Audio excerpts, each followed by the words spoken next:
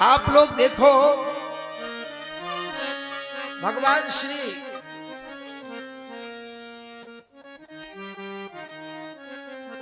परमात्मा ने यह कथा श्री ब्रह्मा जी को सुनाई। ब्रह्मा जी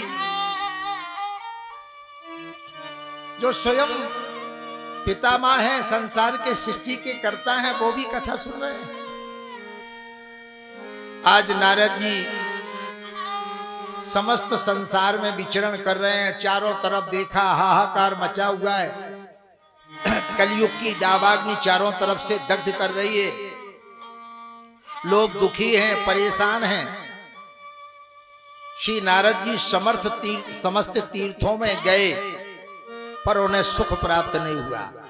ना मना संतोष कारकम, उनके मन को संतोषी प्राप्त नहीं हुई। आप देखो श्री नारद जी जब घूमते घामते हरिद्वार पहुंचे तो श्री सनक सनंदन सनातन सनत कुमार ऋषियों का दर्शन हुआ। श्री चारों कुमारों को श्री नारद जी ने प्रणाम किया और प्रणाम करके हाथ जोड़ करके निवेदन किया। चारों कुमारों ने जब श्री नारद जी को देखा, और मैंने आपसे कहा ना, संत के पास चल कर के जाए इसका फल अलग है, और संत अपने आप मिल जाए इसका फल अलग है। देखो यहां पर नारद जी चिंतित हैं, इनके मुख पर उदासी है माताओं, क्योंकि नारद जी ऐसा दृश्य देख करके आए हैं। उस दृश्य के कारण व्यथित हैं। तो श्री सनक सनंदन सनत कुमार ऋषियों ने पूछा, कथम ब्रह्मण दीन मुखा कुतश्चिंता तरो भवान त्वरितम गम्यति कुत्ते कुतश्चागमनम। तो कहां से आए हो आप? तो महान संत हैं, आप तो वैरागी हैं, संसार के जल कल्याण के लिए घूमते रहते हैं। तो आप बताएं आपके मुखमंडल पर उदासी क्यों है? चिंता की रेखाएं क्यों दिखाई दे रही? आदमी का चेहरा बता देता है कि आप प्रसन्न हैं या दुखी हैं। आपके मन में क्या चल रहा है चेहरा बता देता है। आप देखे हैं तो श्री नारद जी ने अपनी संपूर्ण व्यथा को बता दिया और ये कहा कि महाराज मैं समस्त पृथ्वी पर घूमा, समस्त तीर्थ क्षेत्रों में मैंने भ्रमण किया, सत्यम नास्ति, मुझे सत्य दिखाई नहीं दे रहा है। तपः, तप दिखाई नहीं दे रहा है। शौचम, पवित्रता दिखाई नहीं दे रही। दानम, दया, दानम न विद्यते, दया दिखाई नहीं दे रही है, कोई दान करता दिखाई नहीं दे रहा है। महाराज उदरम बोलो जीवा बरा का कूट भाषा। लोग केवल उदर के कारण, भूख के कारण अन्याय और अधर्म कर रहे हैं, झूठ बोल रहे हैं। ऐसा दृश्य हमें दिखाई दिया है जिसके कारण हमारा हृदय द्रवीभूत हो गया है। आगे होगा क्या? कलयुग का पूरा वर्णन किया।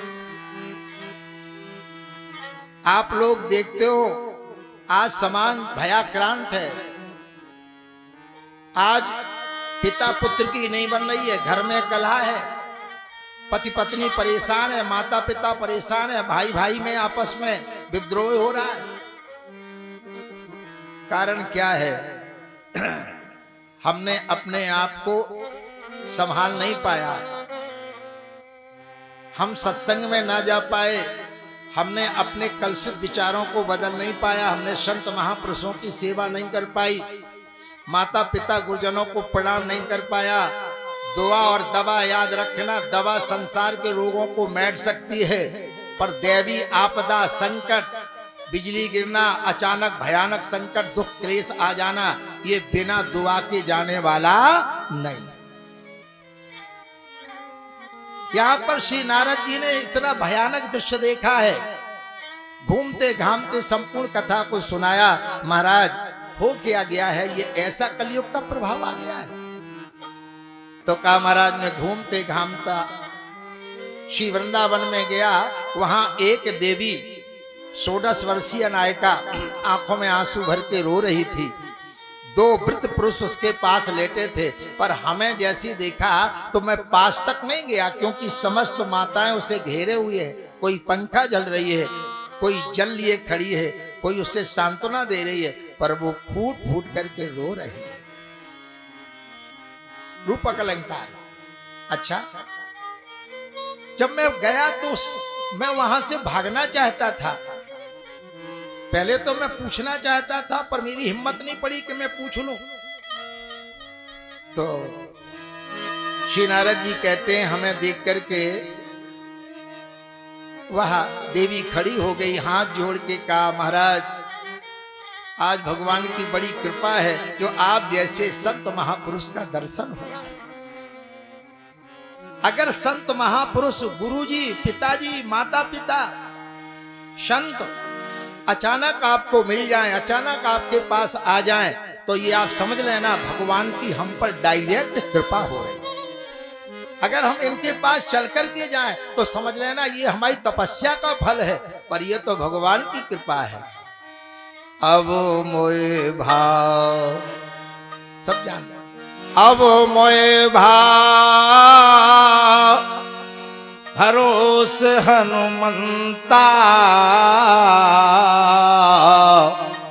बिन हरि कृपा मिले नहीं सकता। साधवो साधवो सदा। महाराज बड़ी आपकी कृपा है, आपने दर्शन दिए। भो भो साधो छलम तिष्ठे मत चिंता मपनास। हे महात्मा ठहर जाओ, हमारी चिंता दूर कर दो। महात्मा पास गए, श्री नारद जी पास गए और कहा, देवी कास्तम का विमौ चेमा नार्या कद का पद्मलोचना। आप हैं कौन? अपने दुख का कारण कहो, किस लिए रो रही हो, क्या दुख है? हर व्यक्ति कारण पूछता, कोई भी बात हो जाए, हाँ क्या कारण था? तो भक्ति ने अपनी संपूर्ण व्यथा को सुना दिया। महाराज अहम भक्तिर तिख्याता इमौ में तनयौ मतौ ज्ञान वैराग्य नामानो काल योगे न जर्जरो, काल योगे न जर्जरो। महाराज माता जवान हो और उसके सामने पुत्र बूढ़े हो जाएं, वृद्धावस्था को प्राप्त हो जाएं, इससे बड़ा माता के सामने दुख क्या होगा। आज भी वही परिस्थिति हम आपके सामने है। आज भक्ति रो रही है। कहा महाराज मैं अगर मेरी बात पूछो तो मैं द्रविड़ देश में उत्पन्न हुई, कर्नाटक में बढ़ी, धीरे धीरे गुर्जर देश से आती हुई, और मैं श्री वृंदावन में जब मैंने प्रवेश किया तो मैं तो नवीन हो गई, पर हमारे पुत्र ज्यों की त्यों पड़े हैं। आपकी बड़ी दया कृपा है। जब आपकी कृपा से श्री महाराज ध्रुव जी को परम पद प्राप्त हो गया, आपकी कृपा से श्री प्रहलाद जी को भगवान का दर्शन प्राप्त हो गया, तो आप हमारे पुत्रों पर भी कृपा करिए। महाराज जब कलयुग आया था तो परीक्षित जी ने इसे रहने क्यों दिया, इसको आने ही क्यों दिया? तो श्री नारद जी ने कहा, देवी ये ना पूछो, इस समय कलयुग का समय है, और कलयुग के आने से ये सब सदाचार लुप्त हो गया है। आप परेशान ना हो, घबराओ नहीं। पर कलयुग में 99 दुर्गुण हैं, पर एक गुण है, मैं आपको कई बार सुना चुका। श्री नारद जी ने कहा, इसलिए राजा परीक्षित जी ने खुश होकर के कलयुग को स्थान दे दिया, क्योंकि आयु कम है। मैंने आपसे कहा ना, आयु कम है और काम ज्यादा है।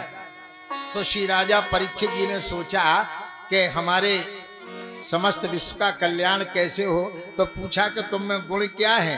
तो कहा, यत फलम नास्ति तपसा, जो फल तपस्या से प्राप्त नहीं हो सकता, और ना योगेन समाधिना, जो योग से समाधि से प्राप्त नहीं हो सकता, तत्फलम लभते सम्यक कलौ केशव कीर्तना।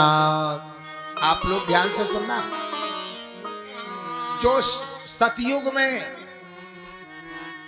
में क्या होता था सब आप लोग जानते हो।